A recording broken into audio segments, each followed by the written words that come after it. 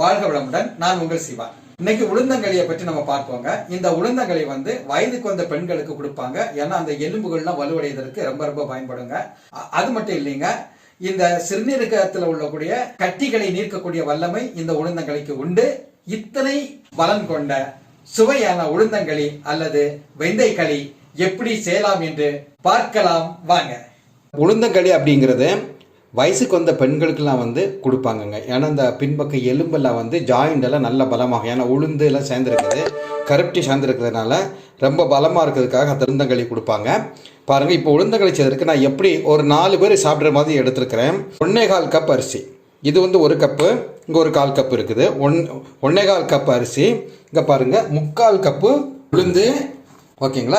இதை என்ன பண்ணா இப்போ கொஞ்சம் வறுத்துக்கணுங்க, கறியவும் கூடாது. ஏன்னா பழைய காலங்களில் எங்கள் பாட்டிலாம் எப்படி செய்வாங்கன்னா இந்த அரிசியையும் உளுந்தையும் லேசாக வறுக்க மாட்டாங்க, அப்படியே போட்டு செய்திருவாங்க. ஆனால் நம்ம இப்போ என்ன பண்ணுறோம்னு சொன்னால் கொஞ்சம் வறுத்துக்கிட்டா அடி பிடிக்காது, இன்னொன்று கட்டி கட்டி ஆகாது. இதுக்காக தான் நம்ம ஜஸ்ட்டு கொஞ்சம் அதை வறுத்துக்கிறோம். பாருங்க, இப்போ எல்லாத்தையும் நான் ஒன்றா போட்டு நம்ம தனித்தனியாக வறுக்கணும் அப்படிங்கிற தேவையில்லை, எல்லாத்தையும் ஒன்றா போட்டு நம்ம வதக்கிக்கலாங்க. பாருங்கள், இப்போ நம்ம அடுப்பில் பாத்திரத்தை வச்சு அது நல்லா சூடாயிடுச்சு. இப்போ நம்ம அந்த அரிசியும் உளுந்தையும் அதில் போட்டு வறுத்துருவோங்க. ரொம்ப கறியெல்லாம் வறுக்கக்கூடாது, கொஞ்சம் அந்த கலர் லைட் ப்ரௌன் கலர் வரக்கூடிய அளவு வறுத்தா போதும். பாருங்கள், இந்த அரிசி கொஞ்சம் நல்லா சூடாக இருக்குது, கையில் எடுத்தோடனே தெரியும். பாருங்கள், லைட்டாக ஒரு ப்ரௌன் கலர் ஆகிருக்கும். இந்த அரிசி ஒயிட் கலர்லேருந்து ஒரு லேசான ஒரு பழுப்பு நிறத்துக்கு வந்திருக்கும், கை சுடுது. அப்போவுமே போதும், உங்களுக்கு அந்த மனம் வறுத்த மனம் தெரியும். அப்போவுமே நம்ம ஸ்டவ் எல்லாம் ஆஃப் பண்ணிவிட்டு இனி இதை கொஞ்சம் இந்த சூடு ஆறதுக்கு வச்சுருவாங்க. பாருங்கள், கொஞ்சம் வெந்தயமும் நான் கொஞ்சம் வறுத்து எடுத்துக்கிறேங்க.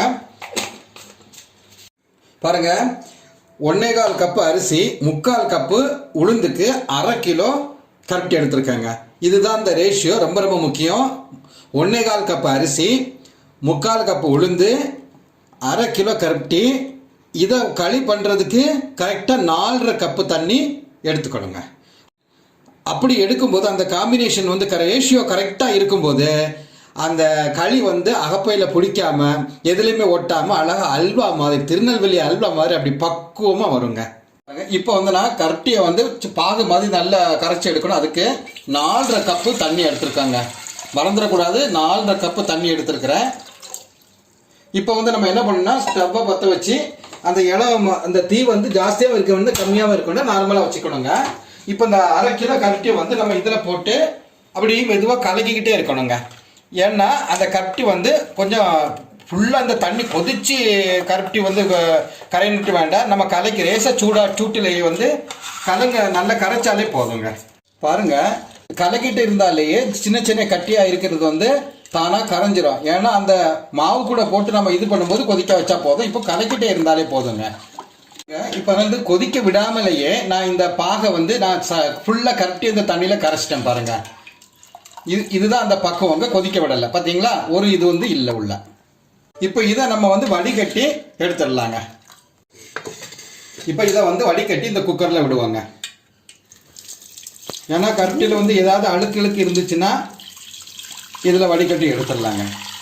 ஏன்னா எப்படினாலும் கருப்பட்டியில் கொஞ்சம் அந்த ஏதாவது டஸ்ட் இருக்க தான் செய்யும். பாருங்கள், இது ஓரளவுக்கு கொஞ்சம் நல்ல கருப்பட்டினால ரொம்ப ஒன்றும் அழுக்கெல்லாம் ஒன்றும் இல்லை. பாருங்கள், நல்லா வடிகட்டியாச்சு. இப்போது நம்ம குக்கரை அடுப்பில் வச்சாச்சு. இப்போ இது கொதித்த உடனே மாவை நம்ம இதில் போடணும். இது கொதிக்க ஆரம்பிக்க நம்ம மாவு ரெடி பண்ணுவோம். பாருங்கள், இப்போ நம்ம வறுத்து வச்சுருந்தோம் இல்லையா, ஃப்ரை பண்ணி, அந்த இது இப்போ சூடு ஆறிடுச்சு. இதை இப்போ நம்ம ஒரு மிக்சியில் போட்டு பவுடர் மாதிரி நல்ல மைய திரிக்கணுங்க. 1.25 கப்பு அரிசி, 3/4 கப்பு உளுந்து போட்டோம். மாவு அரைக்கும் போது கரெக்டாக 2 கப்பு வந்திருக்குங்க. இந்த 2 கப்புக்கு தான் நம்ம 4.5 கப்பு தண்ணி வச்சுருக்குறோம். பாருங்கள், இப்போ கொதிக்கக்கூடிய பக்குவம் வந்தாச்சு. கொஞ்சம் வெந்தயத்தை நம்ம ஒரு கைப்பிடி அளவு கொஞ்சம் வெந்தயத்தை போட்டுருவாங்க. இப்போ கொதிக்குது பார்த்தீங்களா, நல்லா இந்த கொதிக்கக்கூடிய ஸ்டைல் மாவு நம்ம அப்படியே தூவி விடுவாங்க.